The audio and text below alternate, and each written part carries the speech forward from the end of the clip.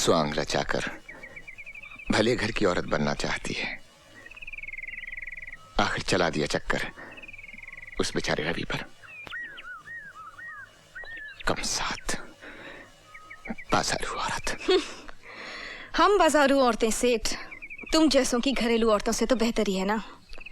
तुम तो अपनी औरतों से कुछ भी मनमानी करते हो और हमें रुपए भी देते हो और तलवे भी चाटते हो। कम सर्फ, अपनी औकात से बाहर निकल रही। औकात देखनी है सेठ? हाँ देखनी है तो चलो चैलेंज फेंकती हूँ मैं तुम पर। अरे हाथ उठाना तो दूर, तुम सिर्फ एक बुरा लफ्ज निकाल कर दिखाओ मेरे बारे में। राम कसम, अगर पूरे बाजार में इसी छड़ी से मारते मारते तेरे घर तक ना ले गई ना तो कचरी नाम नहीं मेरा। अगर हिम्मत है तो बोल, बोल कर दिखा। मैं मुंह नहीं लगना चाहता तुम जैसी औरतों के। अरे सेठ, औरतों को पांव की जूती समझना छोड़ दे। जिस दिन सर पर पड़ेगी ना तो बेभाव की पड़ेगी। बात करता है साला। अरे औकाती क्या ससुरी की, कहो तो जान से मरवा दे। नहीं, वो सजा ठीक नहीं होगी उसके लिए। उसे फिर उसी नाली में जाना होगा। बोटी बोटी बिकेगी उसकी।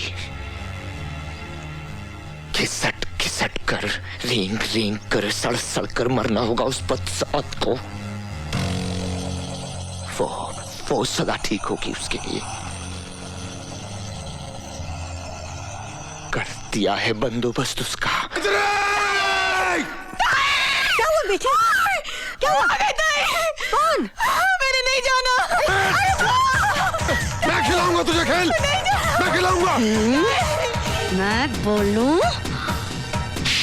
अरे नाच पीटी सत्यानाश हो तेरा। तले घर बसाने के लिए भेजा था मैंने, रुपयों कमाने के लिए भेजा था, रुपयों कमाने के लिए। और तेरे कमी ने अभी से हराम का बीज भर लिया पेट में। आ रहे खबरदार माई, खबरदार, इसे हराम का मत कहना।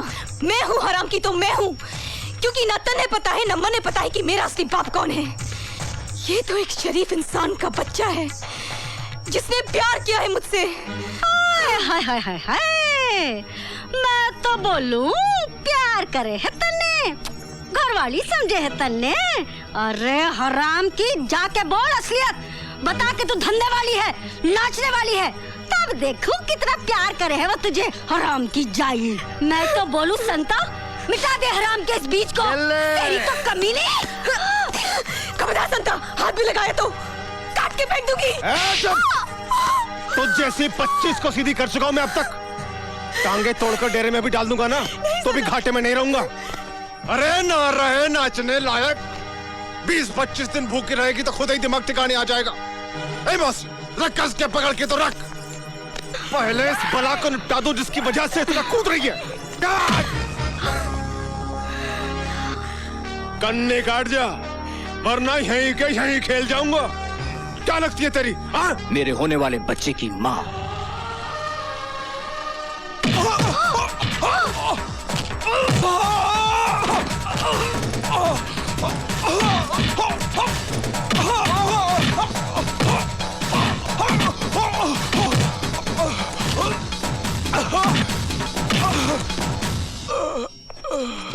मैं तो बोल लूं? ना हुक्म, आप कुछ ना बोलो जी। टन टन टन टन टन तारा चलती है क्या 9 से 12? ये ले। नहीं, ये ले।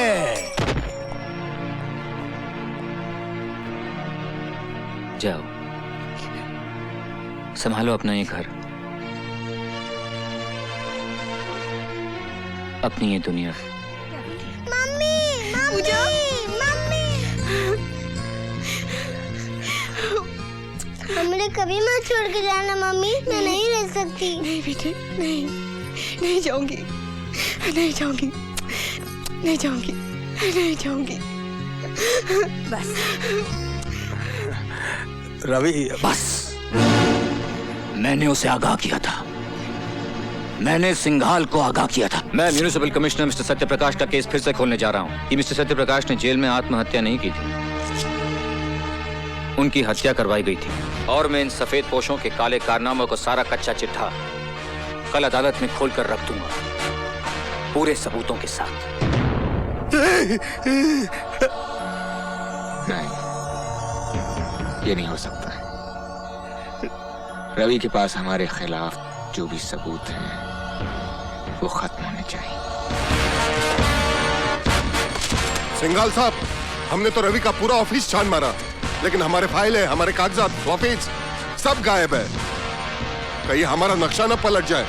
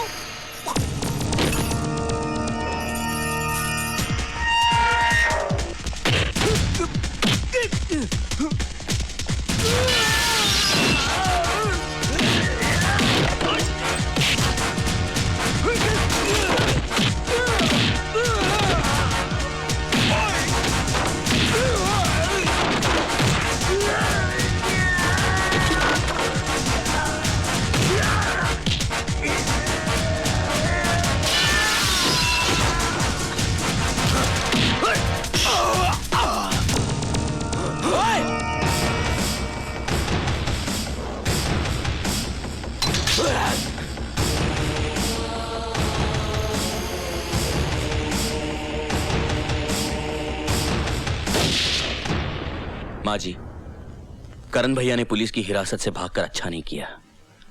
खतरा और बढ़ गया है।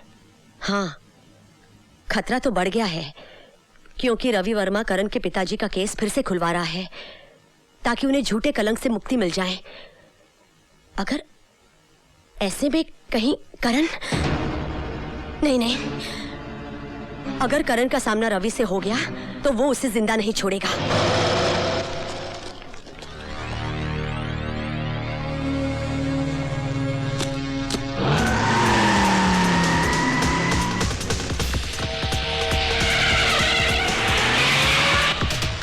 चल जल्दी रवि।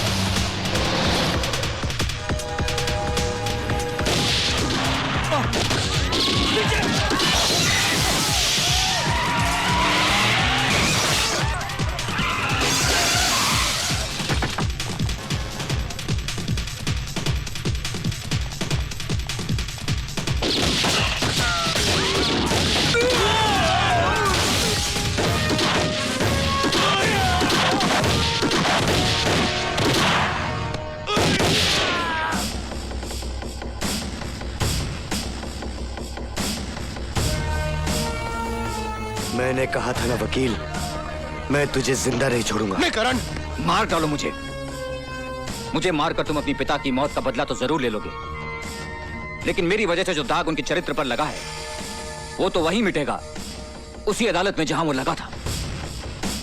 क्या तुम मुझे चंद घंटों की मोहलत नहीं दे सकते कि मैं वहां जाकर उन्हें बेगुनाह साबित कर दूं? उसके बाद तुम जो सजा मुझे देना चाहोगे ना, मैं उसे हंस के कबूल कर लूंगा। हाँ करण, रवि ठीक कह रहा है। ये अदालत में उन्हीं लोगों का भांडा फोड़ने जा रहा है जो तुम्हारे पिता की मौत के भी जिम्मेदार हैं, और वो लोग इसे अदालत तक पहुंचने नहीं दे रहे।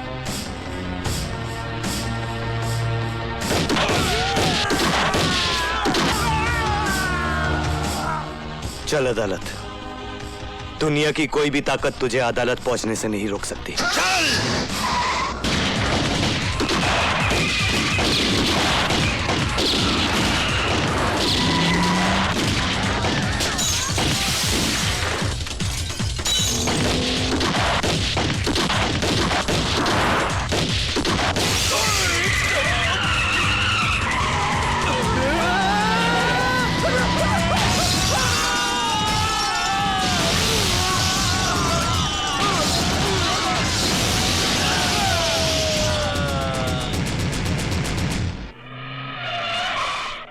बस बस बस, रुक जाओ रवि बाबू, रुक जाओ। यहाँ तक आ गए, बहुत आ गए। अब इस रेखा को मत लांघना। एक रेखा ही तो लांगी थी सीता मैया ने। आधी रामायण दुखों में गुजर गई। तुम्हारी तो वैसे ही कष्टों में कट रही है, काहे को और दुखों को न्योता देते हो? हाँ, लाओ, मुझे दे दो, लाओ। बात रामायण की करते हो और इतना भी नहीं जानते कि जब रावण को जलाया जाता है तो उसके साथ साथ कुंभकर्ण और मेघनाथ भी चलकर खाक हो जाते हैं। पता था मुझे, पहले से ही पता था कि अच्छी तरह से समझाने पर भी नहीं ना समझेंगे आप, इसलिए दूसरा बंदोबस्त भी किया हुआ है। हेलो, लीजिए सुनिए, अपनी पूजा बिटिया की प्यारी प्यारी आवाज सुनिए, सुनो। हेलो बेटा। छोड़ बच्ची को, कभी नहीं, अगर बच्ची को कुछ हो गया तो छोड़ूंगी नहीं मैं तेरे को। पूजा, आई शाबाश। पूजा रोती नहीं। अब यूँ समझ लो कि अदालत में जाके आपने बैग खोला नहीं कि आपकी पूजा बिटिया आई है।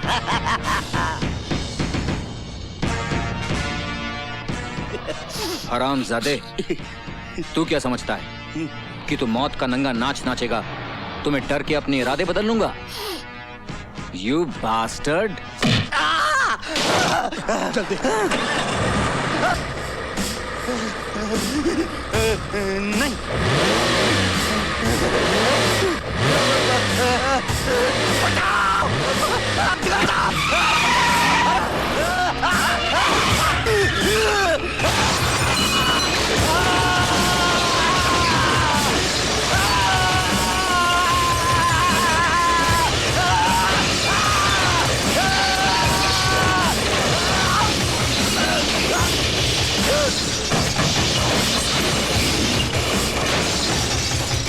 मुझे कुछ समझ में नहीं आ रहा मिलॉर्ड, कि आज कमिश्नर सत्यप्रकाश को चरित्रवान साबित करके मिस्टर रवि वर्मा क्या हासिल करना चाहते हैं, जबकि एक दिन खुद इसी अदालत में खड़े होकर इन्होंने कमिश्नर सत्यप्रकाश को रिश्वतखोर साबित किया था और हमने इनकी जोरदार दलीलों पर तालियां बजाई थी।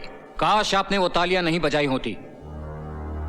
काश जिस दिन मैंने पहली बार झूठ को जिताया था और सच को हराया था, लोगों ने तालियों के बजाय मेरे मुंह पर थप्पड़ मार दिए होते, तो आज ये नौबत नहीं आती। और अब तो ये आम बात है मिलॉर्ड कि झूठ बोलने वाले को ताली मिलती है और सच बोलने वाले को थप्पड़। और उस दिन यही हुआ था मिलॉर्ड। उस दिन मेरी झूठी दलीलों को सुनकर लोगों ने वाह वाह की थी और उस संत जैसे आदमी पर पत्थर मारे। और वो उधर जो मेरी मां बैठी हुई ना जज साहब, उसने मुझसे कहा था कि उस देवता को पत्थर मारने वाले हाथ लोगों के नहीं थे, मेरे थे। और उसने बिल्कुल ठीक कहा था जज साहब, ठीक उसी तरह जैसे सत्यप्रकाश जी का कत्ल फांसी के फंदे से नहीं हुआ था। उस कत्ल के असली मुजरिम वो थे जिन्होंने फंदे बनाने वाले हाथों को खरीदकर उनका खून करने के लिए भेज दिया। भाषण बहुत हो गया मिस्टर रवि वर्मा। अगर आपके पास कोई नाम है और उसके खिलाफ कोई सबूत है तो पेश कीजिए, वरना खामखा अदालत का वक्त बर्बाद मत कीजिए। हाँ है, मेरे पास हर वो सबूत है। लीजिए उनके सारे काले कारनामों का कच्चा चिट्ठा मैं आज अदालत के सामने पेश करता हूं।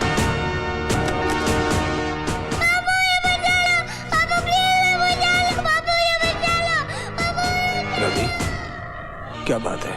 कुछ नहीं, सोच रहा हूं धर्म, इंसाफ और सच्चाई की लड़ाई में गुरुओं ने भी अपने बच्चों को कुर्बान कर दिया था।